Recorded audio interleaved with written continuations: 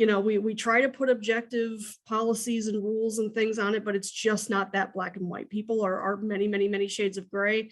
And so HR is many, many shades of gray.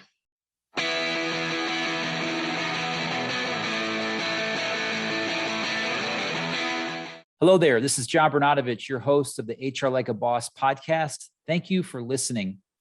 Please like, comment, subscribe, and share with a friend. I've embarked on a journey to get to know amazingly awesome HR and business professionals, and I'm trying to understand what it takes to do HR like a boss. On today's show, I am so excited to have Christie Engler. Christie and I met through Willory's expansion into Columbus, and oh, by the way, she's a recent new hire to our firm as our Director of People Operations and Culture. Christie, welcome to the HR Like a Boss podcast. Thanks, John. I'm so excited to be here. Yeah, we're so excited to have you on our team, and we continue our series on showcasing the great talent we have at Willory. So for those that have not had the pleasure to meet you, do you mind taking a minute just telling us about yourself and what you're up to these days? Absolutely. So I am a self-professed HR nerd. Been in the business about 20 years already, and primarily working with small companies and just helping them make their workplaces as good as it possibly could be. So I've had a lot of experience with kind of being on the outside as more of a consultancy role.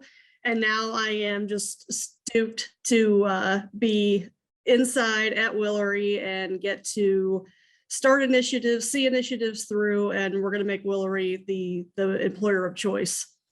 My very first question for every podcast guest is, how do they define the purpose of human resources? And Christie, what would you say to that question?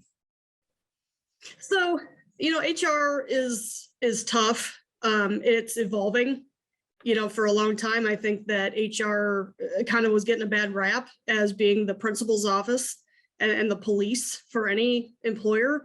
But at the end of the day, HR is awesome in that it has a really wonderful opportunity to represent both the employees and the employer, and to make things safe, to make things compliant, and really to make work the best that it can be. That's the one thing that most of us all have in common with each other, is that we all work in some way, shape, or form, some capacity. And, everybody says all the time, you spend more time with the people that you work with or your clients than you do with your own families. Well, then it should be awesome, and it should be great, and it should be something you want to do. It should not be something that is awful. It should not be something that you're just doing waiting for retirement to come, because you never know what that part of your life's going to look like either. So that's where I think HR has a real opportunity, and to be a really great strategic partner in any organization is to just make it fantastic on all sides. Part of why I wrote the book and started the podcast is that a lot of people don't like the function of human resources. And I'm curious what you've done in your career, Christie, and what you might suggest to our listeners to break down that stigma that exists. For a lot of it, I think it's HR people needing to be real and to be human. There's some lines that are drawn, for myself personally. I'll just say that I do not interact on Facebook with people that I manage. That's just a personal thing, because I feel like, first of all, Facebook's not real. And second of all, people should just be free to do whatever they want in that on that particular medium. And I don't need to be a part of it. So that's just something for me. But at the same time, will I go out and hang out with my people from time to time? Will I have an adult beverage with them? Absolutely. And just act like a responsible, normal adult person, and treat them as such, and they treat me as such. That's where I think we can just say, hey, we're people too. I cannot stand it when I walk into a room and everybody says, oh, stop talking what you're talking about because HR is here, So I just encourage people to, HR people, you got to be yourselves. You've got to break down the stigma, quit trying to mom everybody, quit trying to do all those things. And just be normal, and act like a person. And, and sometimes you have to be a little vulnerable too, and share some things that may be going on in your life, so that they know that, you're real too. And not just, we HR people all wear our capes because we are all pretty awesome and superhero like, but we're normal too. We all have lives and things going on. So for me, that's a big thing that I want to see more of in the industry.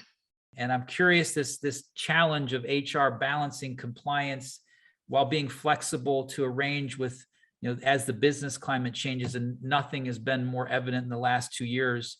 Tell me how you think an HR professional can do that and why it's so important. Well, first and foremost, HR pros have got to be on the top of their game.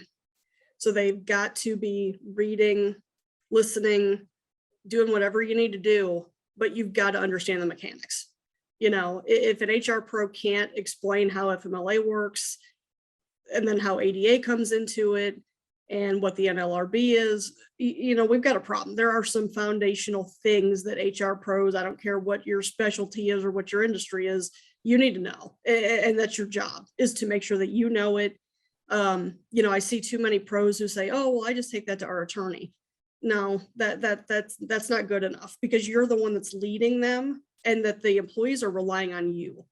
And so you have to be both knowledgeable and empathetic at the same time, especially when they're dealing with a really difficult situation that's impacting their work. So that's the first thing, is that you got to be at the top of your game. You got to know what's going on and do whatever you can to stay informed. Really, really, really super important to do that. The other thing is, then once you have that knowledge, you really have to treat HR more in it kind of like being a consultant and giving people options. There's some stuff that's black and white, 100%. There's no question, but there's a lot of things where it's all about living in the gray, which is why my blog is called Living in the Gray, is because it's all about that. Many, many different shades, right? And so one of the best things that I can do is come to a business owner and say, okay, here's the options, right? We do this might happen. We do this might happen. Where are you comfortable from a risk standpoint? What do we know about this situation and this individual? And just know that so much is subjective. We try to put objective policies and rules and things on it, but it's just not that black and white. People are many, many, many shades of gray. And so HR is many, many shades of gray. This podcast is called HR Like a Boss. The book is called HR Like a Boss. And I'm so curious, how would you describe someone that does HR like a boss? I think someone who really puts that human back in HR, treats people like people, whether you're the CEO or whether, you're the janitor, or it doesn't matter. All people are people, and really just keeping things in perspective. It's not about just checking the list or filling out the form. It's about making work great. Really appreciated you being on the show, Christie. Great job. I hope you had a good time. Thanks, John, so much. It's awesome. Everybody keep up the great work in the industry. Thank you for checking out the HR Like a Boss podcast. If it resonates with you, please consider leaving a rating and review. And better yet, subscribe and share with a friend. Until next time, let's continue to aspire to do amazingly awesome HR.